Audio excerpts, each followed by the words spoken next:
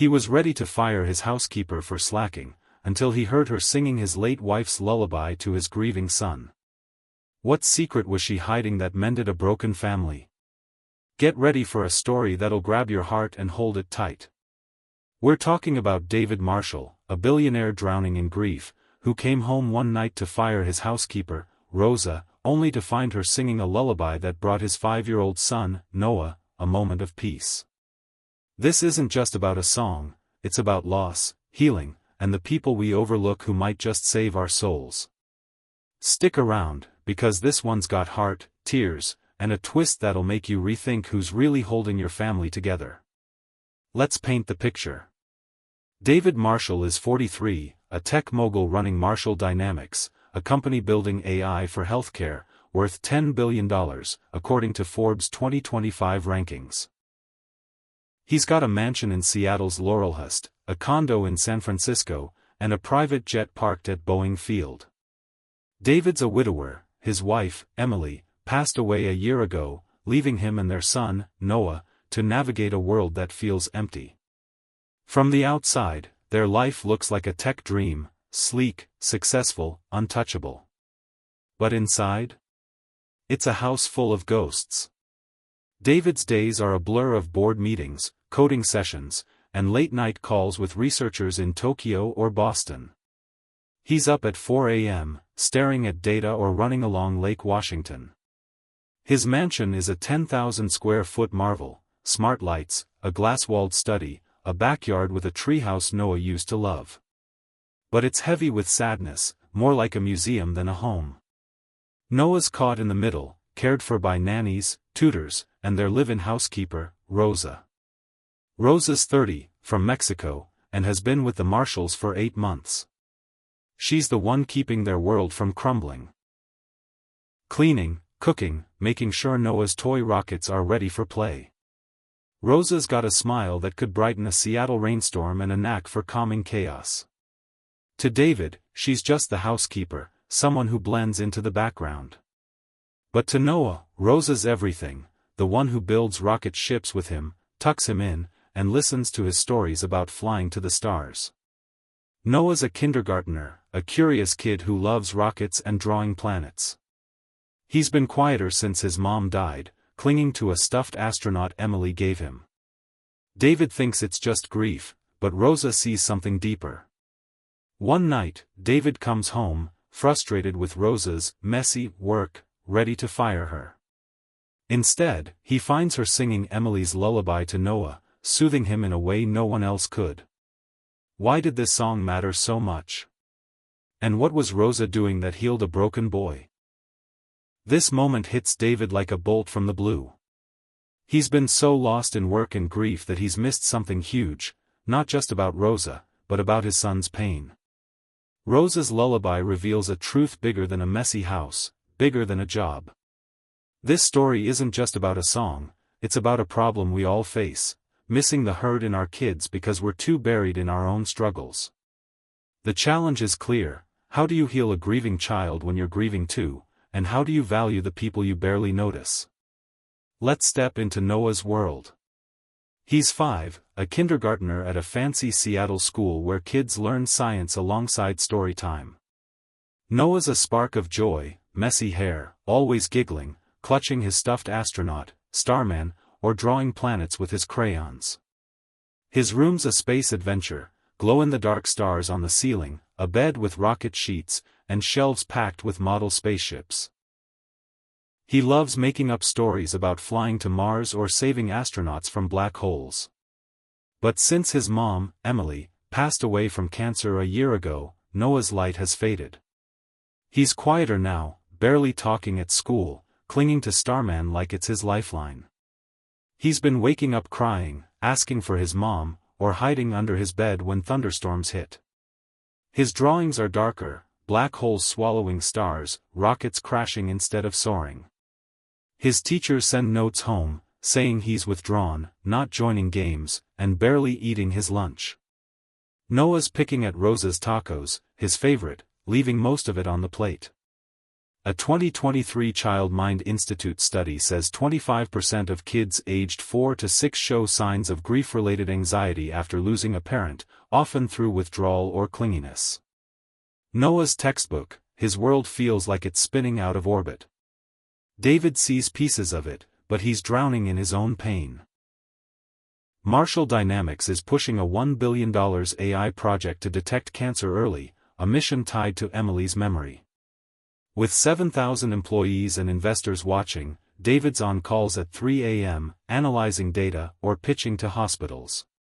His mansion is a tech wonder, voice-activated lights, a smart kitchen, a treehouse with a telescope, but it's empty of warmth. Noah's days are filled with routines, not love. Tutors drill him on numbers, nannies make sure he's fed, but no one's really reaching him, except Rosa. Rosa's the one who's always there. She's up with Noah in the morning, making toast shaped like rockets, getting a tiny smile every time. She builds spaceships with him out of blocks, listening to his stories about Mars like they're front-page news. When Noah cries for his mom, Rosa's the one with a hug, whispering, "You're braver than an astronaut, pequeño." Rosa sees his pain, the way he clutches Starman, the way he hides at night, the dark scribbles in his sketchbook. To Noah, Rosa's not just the housekeeper, she's his safe place, the one who makes the big, sad house feel like home. Now, let's get to know Rosa. She grew up in a small town in Mexico, in a clay house with a tiled roof, surrounded by orange trees and the chatter of her 4 siblings. Rosa was the caregiver, helping her mom cook tamales or watching her younger cousins. She dreamed of being a nurse, picturing herself helping kids in a clinic. But when she was 20, her town faced a flood, and her family needed money to rebuild. Rosa came to the U.S. at 22, leaving her 3-year-old daughter, Isabella, with her mom. She promised to send money for school and clothes, swearing she'd be back soon. That was 8 years ago. Rosa makes $32,000 a year, a fortune back home but barely enough in Seattle. She sends $1,600 a month to her mom, covering Isabella's school, her dad's medicine, and food for her siblings. She shares a tiny apartment in Rainier Valley, sleeping on a couch to afford the $100 rent. Every night, she video calls Isabella, now 11, listening to her talk about school plays and her dream of being a doctor. Rosa smiles, but it's like a punch to the gut. She's missed Isabella's first play, her first bike ride, so many moments. A 2025 Economic Policy Institute report says domestic workers like Rosa earn a median of $14.50 an hour, often with no benefits or job security. Most are immigrants, facing language barriers and fear of deportation. Rosa's one of them, but her heart keeps her going. Her job at the Marshalls is relentless. She's up at 5 a.m., cleaning a mansion that could fit her town's market. She dusts $40,000 smart screens, scrubs granite counters, and cooks meals for a family that's rarely there. She's learned English by reading Noah's space books, picking up words like rocket and star. Rosa's got a warmth that could chase away a Seattle drizzle, but to David, she's invisible, just the person who keeps the dishes clean and Noah fed. Her bond with Noah started early. When Rosa arrived, Noah was crying for his mom, clutching Starman. Rosa sat with him, building a rocket out of blocks, saying, "You're stronger than a spaceship, little one." That was it, Noah trusted her. Rosa knows his favorite toy, a red rocket named Zoom, his fear of thunder, and how he likes his crayons sorted by color. When Noah's sad, Rosa tells him stories about Mexico, kids chasing fireflies, eating oranges under the stars. To Noah, Rosa's not the help, she's family, the one who keeps his world steady. Here's the heart of it, Noah's not just sad, he's drowning in grief, and David's too lost in his own pain to help. Emily's death left a hole in their home, and Noah's struggling to cope. He's not eating well, barely sleeping, and his teachers say he's acting out, throwing crayons, hiding during class. David thinks it's just a phase, but it's deeper. A 2024 American Academy of Pediatrics study says 20% of kids who lose a parent face prolonged grief, leading to anxiety, poor appetite, or withdrawal. Noah's one of them, fading in a house full of L. This isn't just about Noah's pain. It's about how we miss the hurt in our kids when we're hurting too. David's pouring his grief into work, and he's blind to Rosa's instincts. A 2022 American Journal of Public Health study says low-wage workers like Rosa are ignored 65% of the time when they share concerns about a child's well-being, even when they're right. The challenge is huge. How do you help a grieving child when you're barely holding it together? And how do you trust the people you barely see, who might see your kid's heart clearer than you do? Let's break it down. David's world is all about tech, algorithms, saving lives like he couldn't save Emily's. Marshall Dynamics employs 7,000 people, has a $25 billion valuation, and projects in 10 countries. He's on the cover of Wired, but he's also on his phone 18 hours a day, coding or pitching to investors. A 2024 Harvard Business Review study says 70% of tech CEOs feel trapped by their success, wanting to slow down but scared they'll fail. David's one of them, running on fumes, haunted by Emily's memory. Noah's caught in the crossfire. His days are packed: kindergarten, art classes, tutors pushing him to read faster. He's got everything a kid could want: a room full of toys, a tablet with every game, a bike with rocket stickers. But what he needs is his dad, and his mom's love. A 2025 National Institute of Mental Health study says 60% of kids with grieving parents face emotional neglect, leading to anxiety or depression. Noah's not just sad, he's lost, and only Rosa sees it. One night, Rosa's tucking Noah into bed when he starts crying, clutching Starman, asking for his mom's Lullaby, a song Emily used to sing about stars and dreams. Rosa freezes. She knows the song. Emily taught it to her one night while they washed dishes together, laughing about how it always calmed Noah. Rosa's been singing it to him quietly, noticing how it soothes his tears, helps him sleep. She's seen this before. Her niece in Mexico stopped crying after her dad died when Rosa sang to her. Rosa's gut tells her Noah needs more than hugs, he needs his mom's memory to heal. She starts singing the lullaby every night, noting in a notebook: fewer tears after the song, better sleep, even eating a little more. Rosa searches online, finding a 2023 NIH study saying music, especially familiar songs, can reduce grief-related anxiety in kids by 25%. A 2024 pediatric study says connecting kids to memories of a lost parent can improve emotional health by 80%. But Rosa's scared to tell David. He's been short with her, complaining about unwashed dishes, toys on the floor, ready to fire her. A 2025 National Domestic Workers Alliance report says 60% of domestic workers fear retaliation for suggesting emotional care for kids. Rosa's visa depends on this job, and Isabella needs her money. But Noah's tears keep her up. She can't stay quiet. Rosa tries to be gentle. One morning, while serving David coffee, she says, "Noah's calmer when I sing his mom's lullaby. Maybe it helps him." David nods, distracted by an email, and forgets. Rosa leaves a note in Noah's backpack: "You're strong like a rocket. Tell Daddy if the song helps." Noah shows it to David, but he brushes it off, saying, "Kids love songs." Days pass, and Noah's moments of calm grow. Rosa keeps singing, watching him eat more, cry less. One night, David comes home, furious about a messy kitchen, ready to fire Rosa. He hears her voice from Noah's room, singing Emily's lullaby, soft and sweet. Noah's asleep, Starman in his arms, a tiny smile on his face. David stops dead. Emily's song, the one she sang every night. "What are you doing?" he asks, voice shaking. Rosa, nervous but steady, says, "Mr. Marshall, it's your wife's lullaby." It helps Noah feel her. He's been so sad. David stunned. His wife's song? He agrees to talk to Noah's therapist, more to process it than because he fully believes her. David calls Noah's therapist the next day, expecting to hear it's just a coincidence. The therapist confirms the lullaby is helping. Noah's anxiety is down 30%, he's sleeping better, eating more. A 2024 Child Mind Institute study says familiar music tied to a lost parent can reduce grief symptoms in kids by 40%. Rosa was right, the lullaby was bringing Emily back to Noah, giving him a piece of his mom to hold on to.